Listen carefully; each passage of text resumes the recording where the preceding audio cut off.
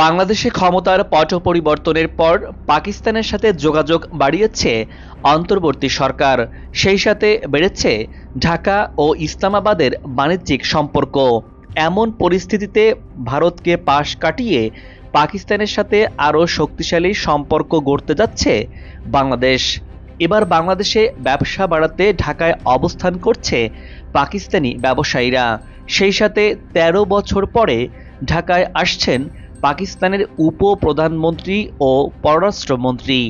এর মধ্য দিয়ে ডক্টর মোহাম্মদ ইউনূস সরকারের সঙ্গে পাকিস্তানের ঘনিষ্ঠতার একাধিক ধাপ এগিয়ে যাচ্ছে। ঢাকা আর ইসলামাবাদ আরও কাছে, আর এই ঘনিষ্ঠতায় এবার কপাল পুড়ল প্রতিবেশী ভারতের। বাংলাদেশ ভারত সম্পর্কের বৈরিতায় দুই দেশের জনগণের মধ্যে একটা অস্থিতিশীল পরিবেশ বিরাজ করছে।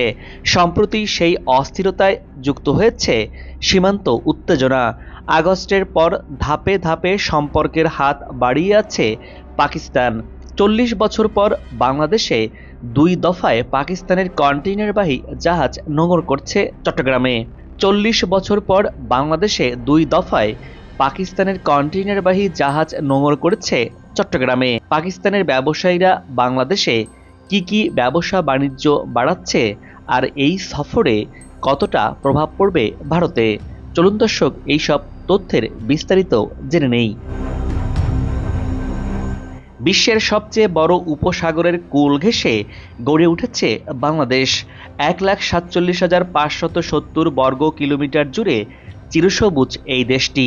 ভাটির এই দেশটির সাথে ভারতের ৪,১৫৬ কিলোমিটার লম্বা আন্তর্জাতিক সীমানা রয়েছে। বাকি একদিকে মিয়ানমারের সাথে বাংলাদেশের সীমানা রয়েছে। অন্যদিকে ভারত ভৌগোলিক আয়তনের বিচারে দক্ষিণ এশিয়ার বৃহত্তম এবং বিশ্বের সপ্তম বড় রাষ্ট্র। ২৮টি প্রদেশের এই দেশটি জনসংখ্যার বিচারে এটি বিশ্বের সর্বাধিক জনবহুল রাষ্ট্র। ভারতের পশ্চিম সীমান্তে পাকিস্তান, উত্তর পূর্বে চীন, নেপাল ও ভুটান এবং পূর্বে বাংলাদেশ ও মিয়ানমারের অবস্থান। অন্যদিকে ভারত মহাসাগরে অবস্থিত শ্রীলঙ্কা, মালদ্বীপ ও ইন্দোনেশিয়া। পাকিস্তান ১৯৪৭ সালে দেশ ভাগের মাধ্যমে দেশটির জন্ম। আকারে বিশ্বের ৩৪তম বৃহত্তম দেশ আর জনসংখ্যায় ষষ্ঠ জনবহুল দেশ। ৯৮ ইসলাম ধর্মের এই দেশটির সাথে ভারতের ২,২৮৯ কিলোমিটার সীমানা রয়েছে। আর বাংলাদেশের সাথে পাকিস্তানের সম্পর্ক সবসময় একটা সংবেদনশীল বিষয় ছিল। ১৯৭১ সালের ইতিহাস বিবেচনায় এ নিয়ে আলোচনা কম হয়নি। তবে দুদেশের মধ্যে সম্পর্কের ভয়াবহ অবনতি ঘটে আওয়ামী লীগ আমলে, বিশেষত যুদ্ধাপরাধের বিচারের প্রেক্ষাপটে।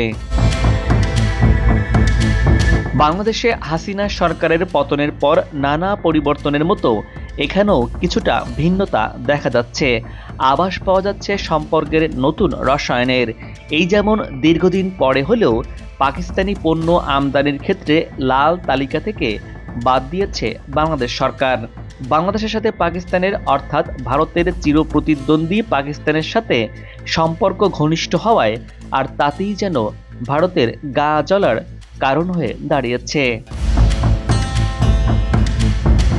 ভারত পাকিস্তানের মধ্যে একটি জটিল এবং বহুলাংশে বৈরী সম্পর্ক রয়েছে, যার মূলে রয়েছে বহু ঐতিহাসিক এবং রাজনৈতিক ঘটনা। এই দুই দেশের সম্পর্ক বরাবরই অস্থিতিশীল এবং সংঘাতপূর্ণ। ভূ রাজনৈতিক স্বার্থ, সীমান্ত বিরোধ এবং সামরিক সংঘাত এই দুই প্রতিবেশী দেশের মধ্যে সম্পর্কের মূল বিষয়বস্তু হিসাবে কাজ করে আসছে। ইতিহাসে যুদ্ধ, রাজনৈতিক টানাপোড়েন এবং সীমান্তে সংঘাতের কারণে দুই দেশের কূটনৈতিক এবং অর্থনৈতিক সম্পর্ক একাধিকবার বাধাগ্রস্ত হয়েছে। বাংলাদেশে অন্তর্বর্তী সরকারের সঙ্গে পাকিস্তানের ঘনিষ্ঠতা বেড়েই চলেছে। ঢাকা ও ইসলামাবাদের কূটনৈতিক সূত্র মতে গত সেপ্টেম্বরে নিউ ইয়র্কে জাতিসংঘ সাধারণ পরিষদের অধিবেশনের ফাঁকে এবং গত ডিসেম্বরে কায়রোতে G8 শীর্ষ সম্মেলনের ফাঁকে অন্তর্বর্তী সরকারের প্রধান উপদেষ্টা অধ্যাপক ডক্টর মোহাম্মদ ইউনূসের সঙ্গে দেখা করেন পাকিস্তানের প্রধানমন্ত্রী শাহবাজ শরীফ। পাকিস্তানের প্রধানমন্ত্রী দুবারের আলোচনাতেই প্রধান উপদেষ্টাকে ইসলামাবাদ সফরে নেওয়ার আকাঙ্ক্ষা ব্যক্ত করেছেন। ক্ষমতার পালা বদলে বাংলাদেশে ভারতীয় পণ্য বয়কটের আন্দোলন ধীরে ধীরে প্রকট হয়ে উঠেছে। ফলশ্রুতিতে দুই দেশের মধ্যে পণ্য বাণিজ্য নিয়ে উত্তেজনা দেখা গেছে। বাংলাদেশের বাণিজ্য মন্ত্রণালয় আলু ও পেঁয়াজের দাম এবং সরবরাহ পরিস্থিতি স্বাভাবিক রাখতে বিকল্প 6টি দেশ জার্মানি, মিশর, চীন ও স্পেনের নাম উল্লেখ করেছে। পেঁয়াজের জন্য চীন, পাকিস্তান এবং তুরস্ককে বিকল্প হিসাবে প্রস্তাব করা হয়েছে। সম্প্রতি ভারতীয় কৃষকরা তাদের আলু ও পেঁয়াজ বাংলাদেশে রপ্তানি না করতে পেরে পচে গেছে এমন খবরও গণমাধ্যমে এসেছে। এরই মধ্যে নতুন পেঁয়াজের সরবরাহ বৃদ্ধি পাওয়ায় পণ্যটির ন্যায্য মূল্য নিশ্চিতে রপ্তানি মূল্য কমিয়েছে ভারত। বর্তমানে প্রতি টন পেঁয়াজের ন্যূনতম রপ্তানি মূল্য $305 নির্ধারণ করেছে ভারত, যা আগে ছিল $405। এই পালে এবার যুক্ত হচ্ছে সম্পর্কের নতুন সংযোজন।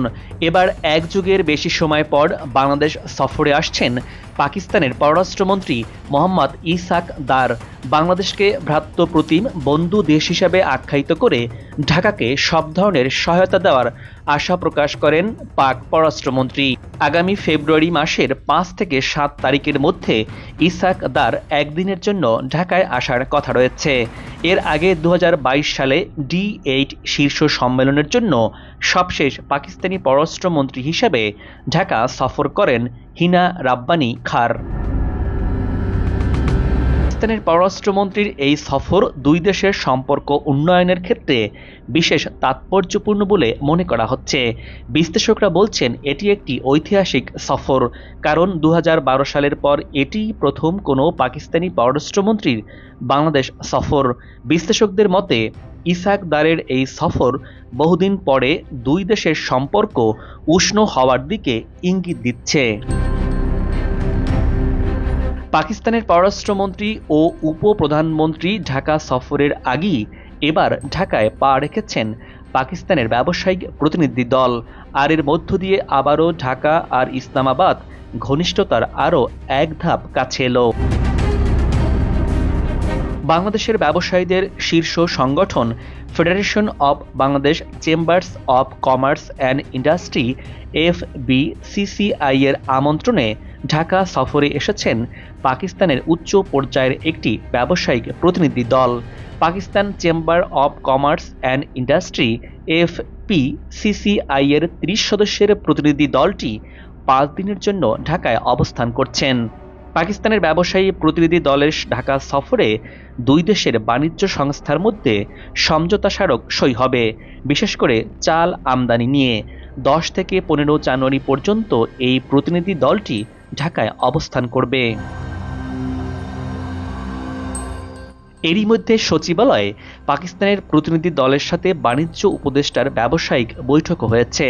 বৈঠকে দুই দেশের দ্বিপাক্ষিক বাণিজ্য, ভবিষ্যৎ বিনিয়োগ সম্ভাবনা নিয়ে বিস্তারিত আলোচনা হয়েছে।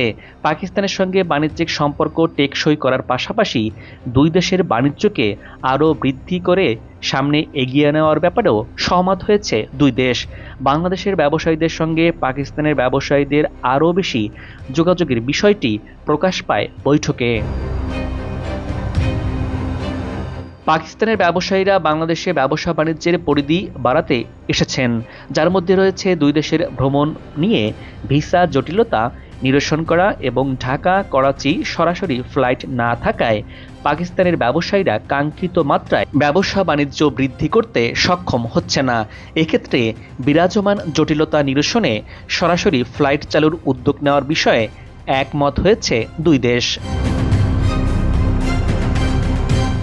পাকিস্তানের প্রতিনিধি দল বাংলাদেশে কৃষিজাত দ্রব্য উৎপাদন ও বিপণন, শিক্ষা, পর্যটন ও সিরামিক খাতে বিনিয়োগ করতে চায়। পাকিস্তান সরকার এক্সপোর্ট ফ্যাসিলিটেশন স্কিম চালু করেছে। এই স্কিমের আওতায় বাংলাদেশের ব্যবসায়ীরা পাকিস্তানে বিনিয়োগ করতে পারবে এখন থেকেই। সফররত ব্যবসায়ীরা বাংলাদেশে ট্রেড এক্সপো আয়োজনের আগ্রহ প্রকাশ করেন। এর আগে বাংলাদেশি শিক্ষার্থীদের উচ্চ শিক্ষার জন্য স্কলারশিপ দেওয়ার আগ্রহ দেখিয়েছে পাকিস্তান। বাংলাদেশিদের জন্য ভিসা ফি বাদ দিয়েছে দেশটি। দেয়া হয়েছে অন অ্যারাইভাল ভিসার সুবিধাও। দীর্ঘ সময় সম্পর্ক স্থবির থাকার পর পাকিস্তান ও বাংলাদেশের এমন সম্পর্ক নিয়ে নতুন আশাবাদ দেখছে দুই দেশই। বাংলাদেশের সঙ্গে পাকিস্তানের সম্পর্কের এই ধাপে ধাপে গতি প্রকৃতি ভারতের দৃষ্টি আকর্ষণ করেছে। পাকিস্তানের সঙ্গে বাংলাদেশের সম্পর্ক নিয়ে ভারতীয় গণমাধ্যম এবং সামাজিক মাধ্যমে ভিত্তিহীন তথ্য, নানা রকম গুজবও ছড়িয়েছে। অনেকটা ঘুম হারাম হয়েছে মোদী সরকারের। অন্যদিকে ভারতও সাম্প্রতিক সময়ে পাকিস্তান আফগানিস্তানের সম্পর্কের নতুন বৈরিতাকে কাজে লাগাতে আফগানিস্তানকে কাছে টেনে নিয়েছে ভারতের ক্ষমতাসীনরা। বাংলাদেশ ভারত সম্পর্কের টানাপোড়েনের সবচেয়ে উদ্বেগের বিষয় হল বাংলাদেশ ভারত জনগণের মধ্যে সম্পর্কের চরম অবনতির দিকটি।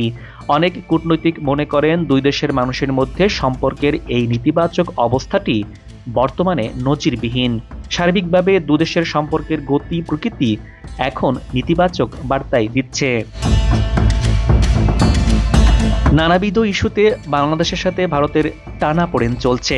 সেই সাথে বাংলাদেশে পাকিস্তানের পণ্যবাহী জাহাজ আসা, ভিসার সুবিধা বৃদ্ধি আর করাচি টু ঢাকা ফ্লাইট চালুর সিদ্ধান্ত নিয়ে চিন্তিত ভারত।